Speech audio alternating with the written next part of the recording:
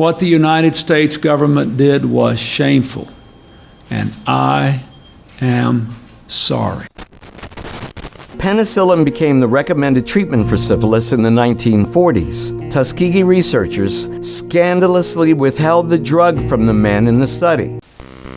They had yet to confirm their theories about racial difference, and they believed they would never have another opportunity to observe the long-term effects of untreated syphilis. We have no idea how many wives, girlfriends, children inherited the disease and also died or were forever crippled by its effects.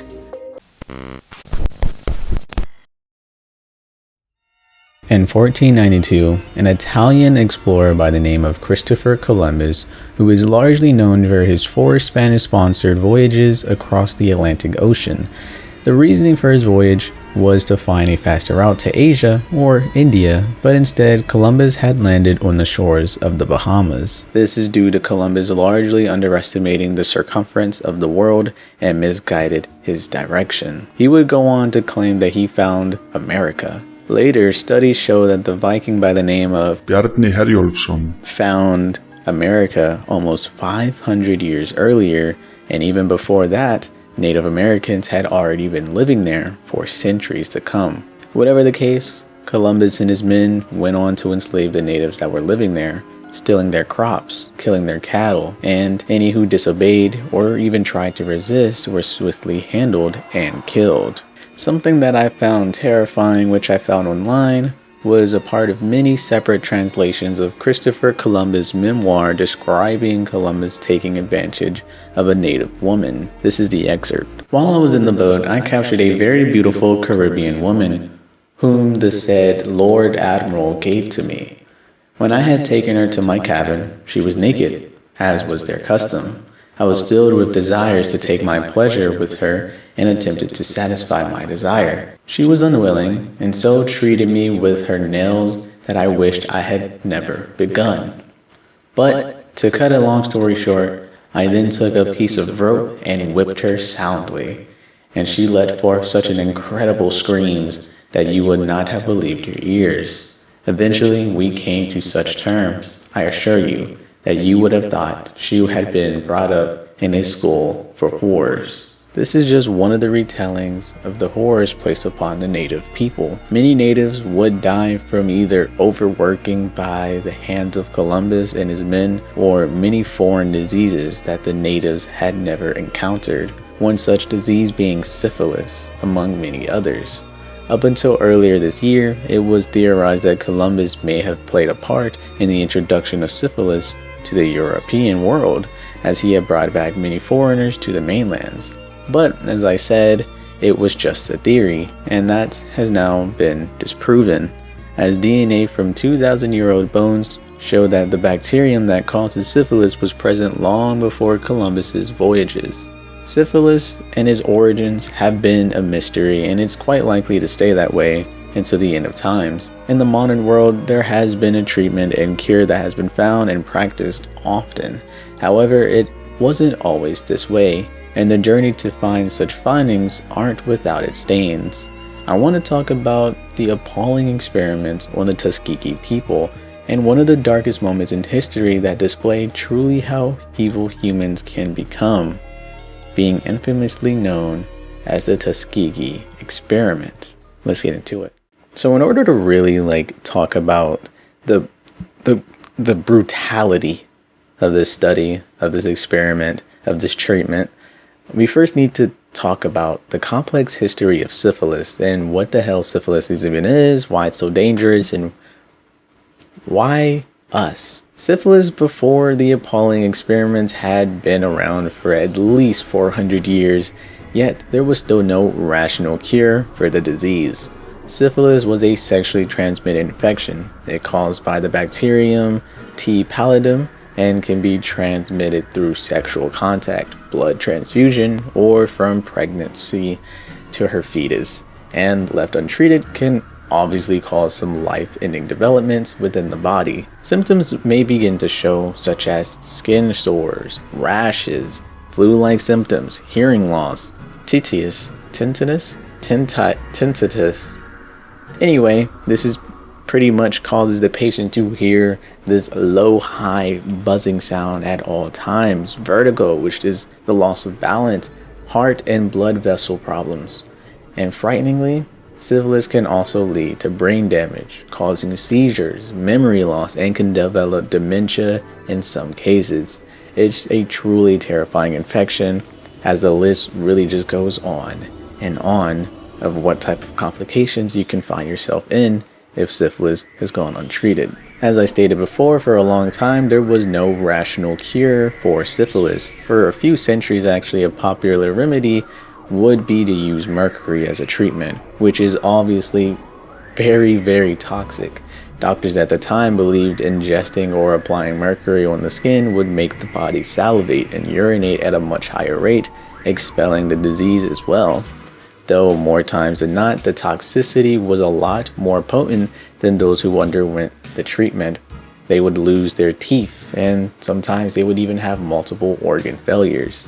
Then in 1908, a Japanese scientist by the name of Sahashiro Hata, hopefully I'm saying that right, was working in Germany and discovered a drug named Salvarsan that actually combated syphilis quite well. Only problem is patients who took this drug were reported to lose a limb after taking it, so it's not good.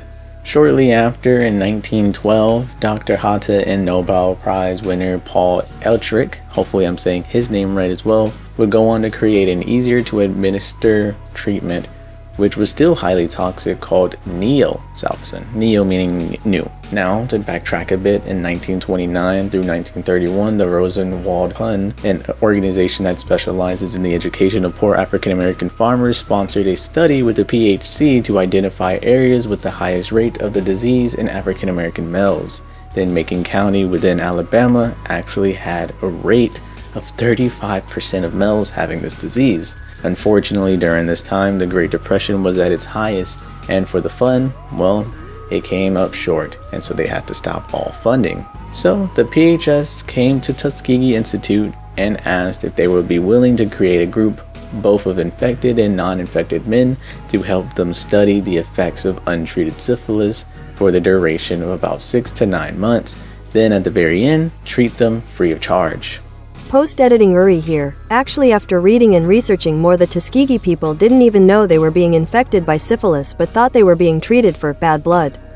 This was a localized term used for the folks that were dealing with fatigue and anemia. And to add, the people who would participate would also be promised free medical exams, free meals, and, most importantly, free burial insurance. Now, I'm not gonna lie, I'm gonna stop the video right here, right? During these videos, I try to make it sound like I know what the hell I'm talking about, or at least fake like I'm knowing what I'm talking about, like I'm some type of scholar, right? Fake it until you make it type vibes. But can anyone explain to me why the hell being buried is so fucking expensive, bro? Let's be real. I had to look it up because, hey, I'm 23. I don't think about my death. Personally, I think that's just scary to think about my death so early on. I'm 23. I feel like I'm relatively young. I would like to not think about things like this. But anyway, when you get to that age and you start looking, bro, I had to look it up. $8,000 for a burial location at the lowest? $8,000? Another $1,000 for a fucking tombstone. That's also the lowest. And guess what? A casket range from $1,000 to $4,000. Are you telling me I have to drop $10K or more if someone dies? Yeah, bro, I'm good. When I die, bro, cremate my ashes. Take my organs before doing so, of course. Cremate my ashes. Put me in an urn and then pour me in a fucking river, bro. Like, I'm not playing, bro. Like, that's a lot. Anyways, back to the video. It all sounds good on paper, right? At this point, none of the African American men had any healthcare, let alone free healthcare. Well, it would have been good if they actually followed through on what they promised. They actually never told any of the participants who actually had syphilis or not, nor did they treat the people who actually fucking had it. Instead, they did pretty useless spinal taps. Not only was this not necessary due to the procedure being used to help administer chemotherapy or spinal anesthetics, or literally the conditions that affect the brain, none of this had anything to do with syphilis.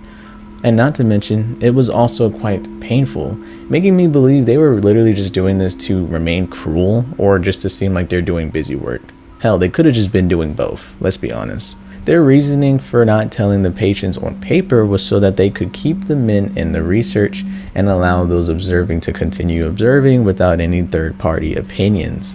They wanted to see the infection up close in all stages, even if that meant death. Medical doctors deliberately let them die, wanted them to die, for what they could discover from their bodies later.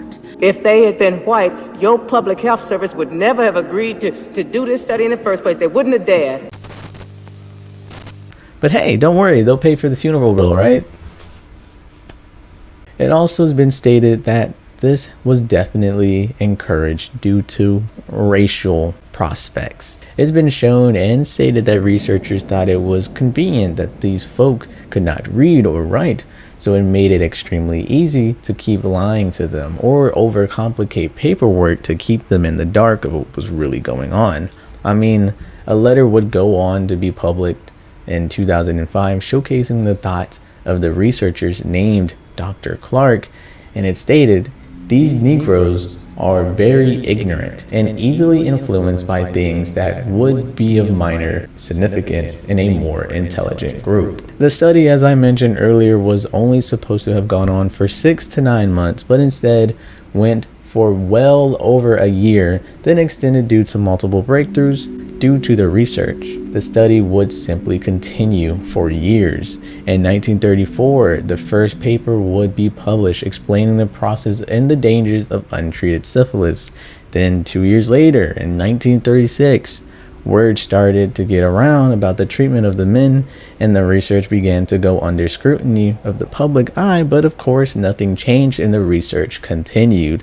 Then in the 1940s, World War II had been raging on for about a year now, and men were being drafted, including African American men. 250 of the men had registered for the draft, but was found to be positive with syphilis and were ordered to be treated with the medicine available.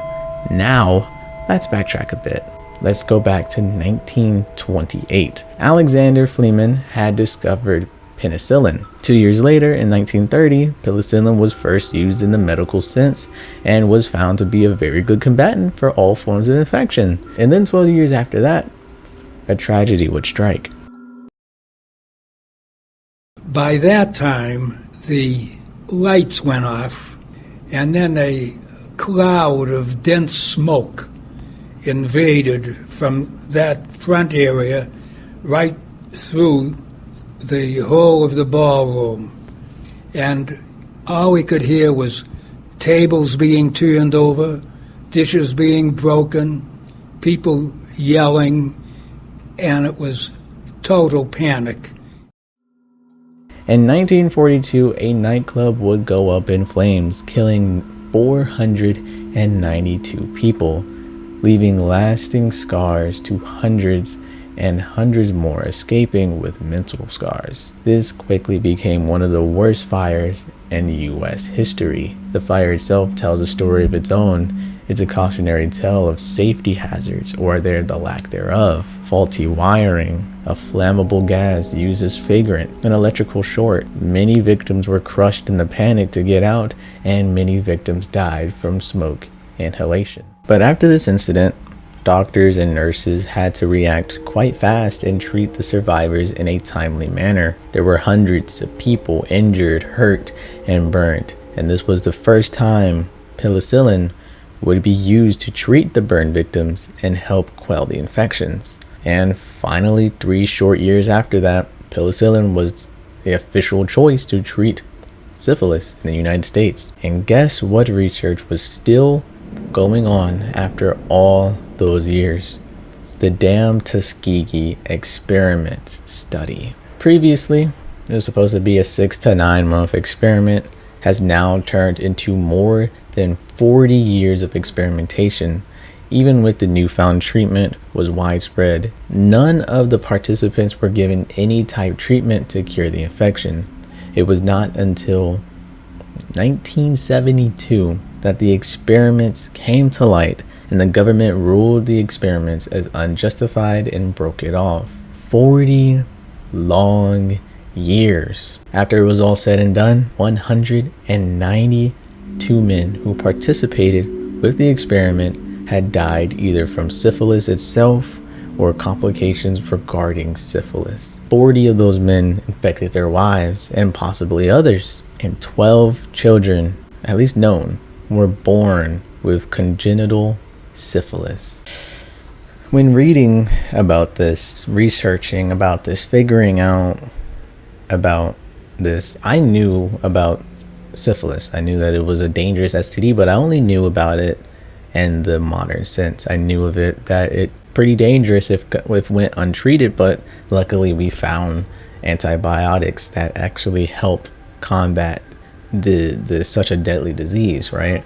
And when I was researching, this particular story almost came across not super surprising. It's far from the first time that this has happened in the US's history. It's like, despite even being US history, it could have, like, this has happened all over the world. There has been plenty of human experimentations done in Germany, done in Japan, in Asia. It's just, honestly, it didn't surprise me. And I think that's what scared me, because yeah, sure, I'm not from Alabama or Tuskegee. I'm very far from it. I was still an African American.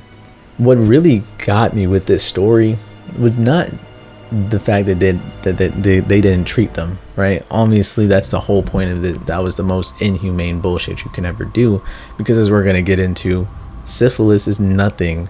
Like, you may think syphilis is bad, but I will explain it to you why it's bad, right? And why it's one of the worst fates you can ever give to someone. It's such a slow and agonizing death. And the fact that they did that for 192 men and endangered hundreds of others pisses me the fuck off. Rightfully so. It's actually making me tear up. I think the biggest thing that really got to me was just how unapologetic they were. Not only did they infect the men and leave them to pretty much deal with the consequences, they also endangered children. They also endangered wives. Those wives endangered their friends. Those friends could have endangered. It could have been a mass spread of syphilis. All for what? Because many think syphilis can only come from sexual intercourse or from kissing or anything like that, which, yes, those are the main things, but it could also come from blood transfusions. It could also come from just a breakage in the skin. Hell, if someone had, and I'm gonna talk about it again, but T. pallidin, that's the thing, that's the bacteria that contributes to syphilis. If that were to be on the desk somewhere, on a surface somewhere, it can live up for 2 hours. Let a child run by and fucking have a pin dot injury, and they rub against it. Now they have syphilis for the rest of their life, and they won't even possibly know. This experiment really does something to me, and I don't know if it's because it was African American people who were being targeted, but I more so think it was just the thought of how they endangered an entire society pretty much with just the lack of care. But as I said, now reading all of this, I'm sure you're either desensitized from the topics such as these, disgusted by their actions of a few, or outright angry that they got away with administering fucking aspirin for syphilis. But I want to explain the pure horror of syphilis, and I want you to know what it does to both the mind and physical body, as it completely disfigures the person you once were. Passively, I had mentioned this earlier in the video, but syphilis is caused by a bacteria known as T. pallidin. We all know the generic look of a bacteria. You look that shit up online and you'll get these little sphere, rods, or spiral shaped fuzzy things. However, this is the first sign that makes T. pallidin so scary. They're actually shaped more like a corkscrew. something that drills into something, which helps it infect its host. Unlike most bacteria, T. pallidum cannot be found on any surfaces, or at least not for long. While other bacteria can thrive in places like soil or water, T. pallidum is simply voided from such places, and is mostly because T. pallidum can only survive in a human host. If left on the surface of any kind, T. pallidum can probably only survive for about 2 hours. Now compare this with another bacteria like E. coli, a bacteria found in the human gut. It can survive on the same surface for several days. And also, unlike other bacteria, T. pallidum can also be transferred during intimate contact due to its sensitive nature, i.e. you have to be kissing or intercourse. The reason being simply it's not powerful enough to burrow past the skin due to the toughness or the acid that lays on the surface of the skin. Now, what was my reasoning for telling you how T. pallidum works? Is because this takes us to our first stage of syphilis. Once inside the body, T. pallidum would cause the body to go into a feverish state. This is the first line of defense in taking out foreign hosts. You raise the heat up and your white blood cells do the rest, right? However, after some time, T. pallidum seemingly disappears and the body goes back to normal, thinking it's gone. But it is not. It's simply hiding in plain sight. You see, this bacteria has the ability to camouflage by shuffling in a single gene into its DNA, thereby changing its surface protein and making it impossible for the body's defenses to recognize it as a threat. Stage 1. This brings us to our first stage of syphilis, being called primary syphilis. This stage usually begins to show around the 3-week mark, and only signs which can be found is in the entry mark of where the bacteria found this way into your body. More times than not, it's on your tongue, on your gums, or sometimes it could be on your genitals or even broken skin. During this stage, the infection spreads like crazy, but at a slow and steady pace, all under the nose of the body's immune system.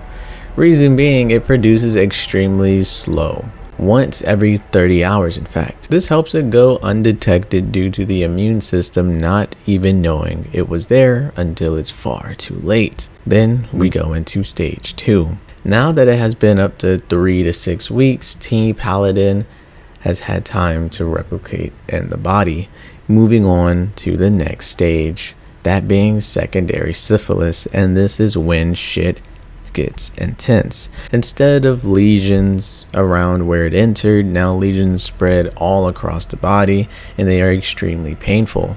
During this stage, you can expect to go through a fever, you can lose hair, weight, and also have inflamed lymph nodes. These are some personal experience that I kind of tried to find on the web. Granted, these are all Reddit posts. It may not be 100% true, but even still, fake or not, it will give you a glimpse of the horror and the pain that these Tuskegee men felt for 60 long years. So the first one, this is the original poster. I'm gonna just read it verbatim because I'll read it verbatim. Just trust me on this one. The original poster said, "I can't remember my first symptom, but I do recall getting a sore on my genitals that eventually went away. Then came the sores in my mouth, 2 of them. Not at the same time, but they came and went. My skin was constantly dry with dry ringlets forming, and my entire body developed a non-itchy red rash. My left eye even flashed white occasionally. The hair loss was the worst part. My hair fell out in clumps in the shower. I never cried so much. It kept falling and falling and falling. I had some fevers that came and went, and I think my young body fought hard against the disease. I dropped 15 pounds in 1 month. Everyone around me knew something was wrong." And so later in this original post on Reddit talking about all this stuff, basically they actually don't know what gender they were, but they were trying to keep it away from their parents because they were embarrassed. But then after it got more and more severe, when they couldn't see out of their fucking eye, they just finally decided that they would tell the parents. And when the parents took them to the emergency room, they got it fixed. Lickety split, you know what I'm saying? But at the very end, they actually fucking name drop the person that was responsible for giving them this disease. And this is what they had to say when the original poster finally told the person what was happening. This is what they said. Even so, shit like this happens. You just gotta get tested. And if positive, you get antibiotics. And you'll be fine. Don't think it's funny, but it's also not very serious. Healthcare exists for a reason. It's a very solvable issue. Fuck you, Michael. I thought I would like to put this in because it shows just the stigma around syphilis even to this day. People look at it as like a very non-serious issue, but like the original poster said, they didn't even make it into the third stage, the one stage that we're going to talk about. They didn't even make it till then, and they lost 15 pounds in 1 month. They lost clunks of hair, and they could not see out of their fucking eye. The thing is dangerous. With or without antibiotics at the ready, not everyone is accustomed to having healthcare or could even pay for it. It's too expensive for some people. And thus, fuck you, Michael, for acting like a douchebaggy-ish boosh. What's a douchebaggy-ish boosh? What the fuck do I be saying? Douchebaggy-ish boosh. Another original poster that I would like to read about was someone else talking about the same symptoms, but I just thought that cross-referencing, you'll see certain similarities from different people who've developed the same infection. The original poster said, "Then I started experiencing daily migraines. These weren't typical migraines. It felt like my head was exploding with pain, as if something was attacking my brain. I went to the ER, where they dismissed me without doing blood work, assuming I was just a drug sinking, most likely since I was in pain with no known cause, and I was in my late 20s. This pain was deliberating, and I could barely function. Next, I developed a quarter-sized mouth sores on my inner gums and tongue. I suspected syphilis, but numerous doctors only looked at the surface level issues. I started having convulsions in bed at night, which was terrifying. Determined to find a diagnosis, I suffered a stroke in my right eye and lost full vision. Though I regained it 2 to 4 months later, I feared permanent damage. I could only see out of my left eye." And this is all stage 2, you guys. These are all stage 2. And the reason why I wanted to talk about these two in particular is just because one shows how you should not let it go by. You shouldn't ignore it, the problem, right? You should tell your legal guardian if you're at that age. And if you are the legal guardian, get your ass to an ER. Get it checked out. Make sure you know. But obviously, the reason why I had the second story in hand is because sometimes doctors don't know everything. I actually was just talking to my roommate who had simply, I think, fractured his leg or something like it. And they were trying to make him pay an arm and a leg because they were saying that he actually broke it. Or maybe he sprained it. It was something that happened. And when he got the x-ray scan, the doctor told him, oh, it's broken. But then he got a second opinion.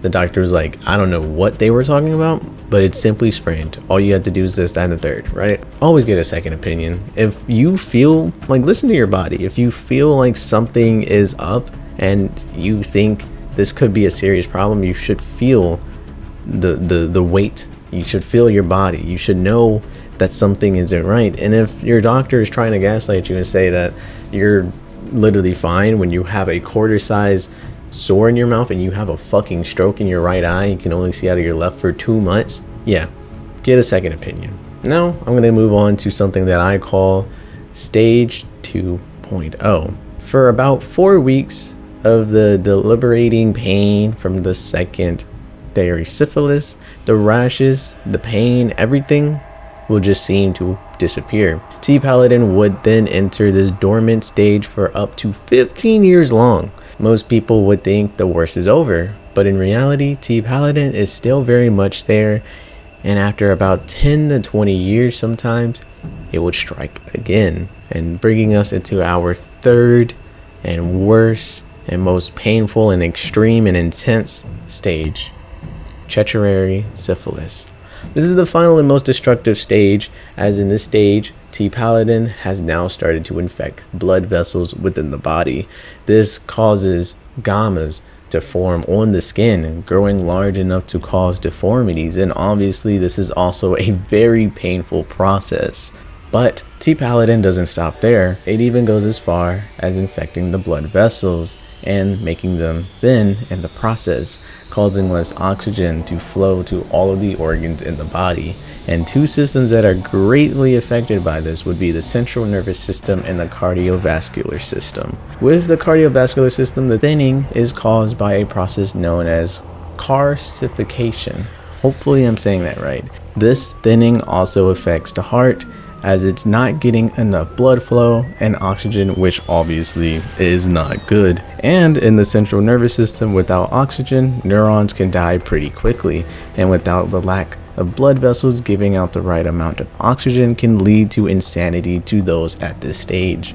The brain is not only responsible for emotions and thinking and logic, but also motor skills. Without the correct oxygen, those at this stage can find it hard to walk, difficult to control their eye movements. Regions in the brain such as the amygdala and the prefrontal cortex that deal with emotion and logic begin to deteriorate as well, causing all forms of problems such as hallucinations, sensory issues, memory problems, personality changes, the complete loss of the use within the limbs, making using your arms and legs completely impossible.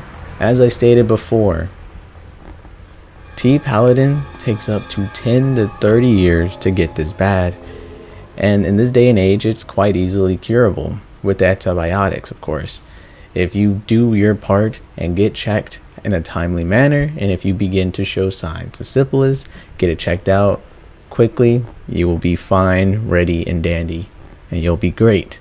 But the people of Tuskegee were lied to.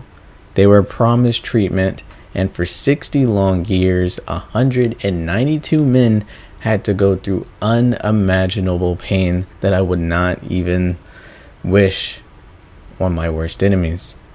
All the while, those who had every power to help these folk sat and watched as they lost the ability to move, the ability to think, and simply go insane. These people sat and watched a living human being deteriorate, all in the name of science, or so they say. Hey guys, it's Yuri Plays, Yuri Senpai, Yuri Clark, whatever you know me by, that's who I am, and I'm back with another end of the video message. I think that's what I'm gonna call that from now on. And this is my girlfriend, and she's beautiful, and she's a nursing student, so that means she has some relevancy to the topic at hand. So first, I'm gonna ask you, how are you doing?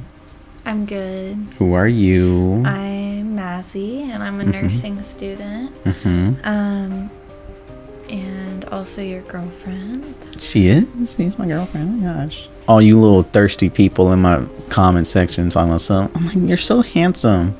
She's already claimed me, brothers. Stop it. So, we were talking about the Tuskegee experiment, and most importantly, syphilis, as like how deadly it can be, and how penicillin pretty much was not administered to the people of Tuskegee, even after like 20 years of it being found. Like, I think the experiment started in 1930, so for a good chunk of time, yeah, there wasn't anything. But even after 1942, not any type of administration was into it. Basically, I think the whole thing with the Tuskegee experiment was that they didn't inform their patients on what they were doing. They had said that they were going to treat their bad blood, which was like anemia, fatigue, and stuff. But in reality, they weren't telling anyone who had syphilis, and they would just watch them die. And I wanted to ask you, how did that, like, I guess, brutal history shape the medical world in terms of, like, how you move? Because you've done clinicals, so you've seen, like, how the process has been updated and how, like, certain procedures you have to do. Just want to hear your thoughts on it. Yeah, so we had a whole lecture on informed consent at my class, and just how relevant it is today, because it's important for people to be able to know exactly what's going on before they receive care.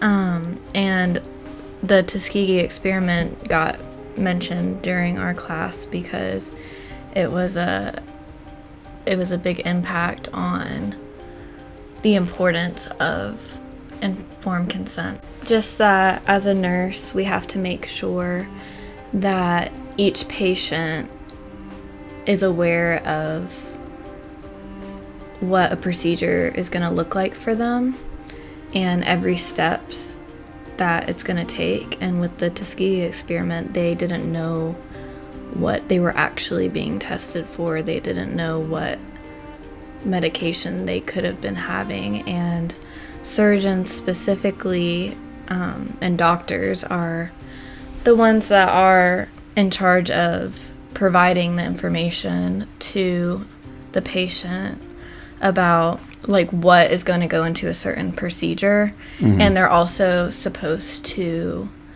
tell them all the different options that they have. And as a nurse, our role is to make sure that the patient actually understands what that is, because a lot of time if a doctor is talking, it's like all this super confusing medical stuff that they're trying to say.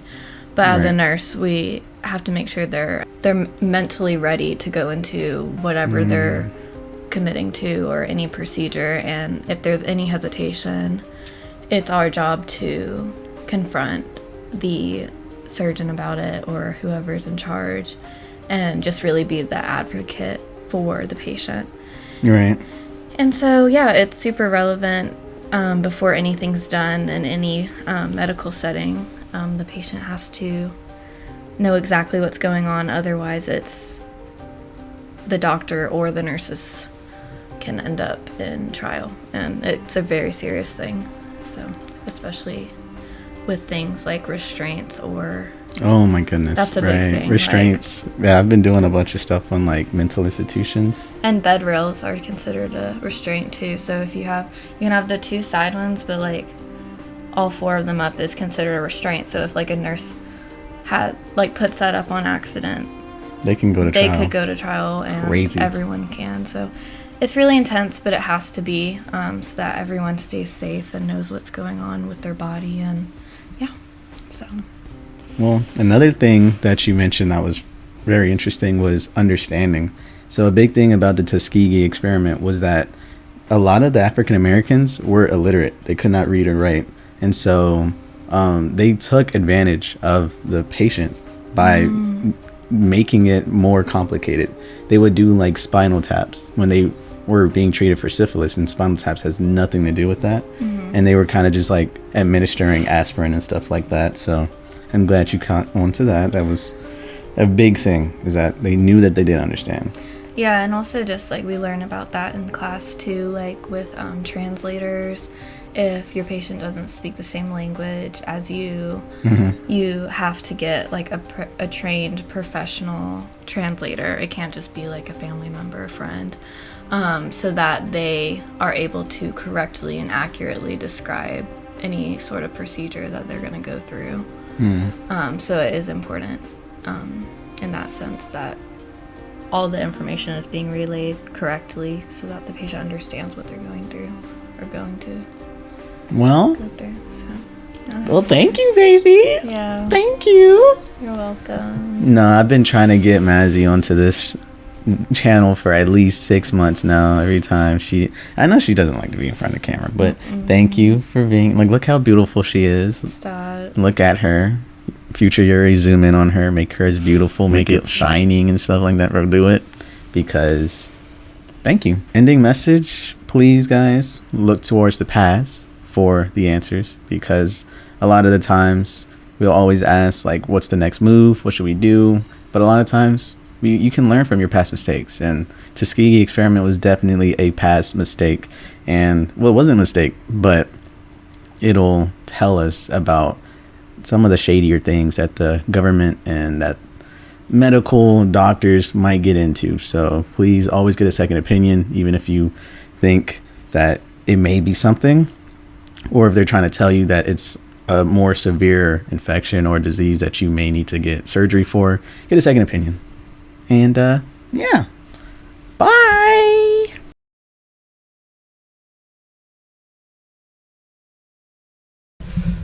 Tours overseas on the millions on the table. By the time I'm 24, I be selling out stables. I got big plans, sing and rap. I can switch hands. Shut your lame ass up.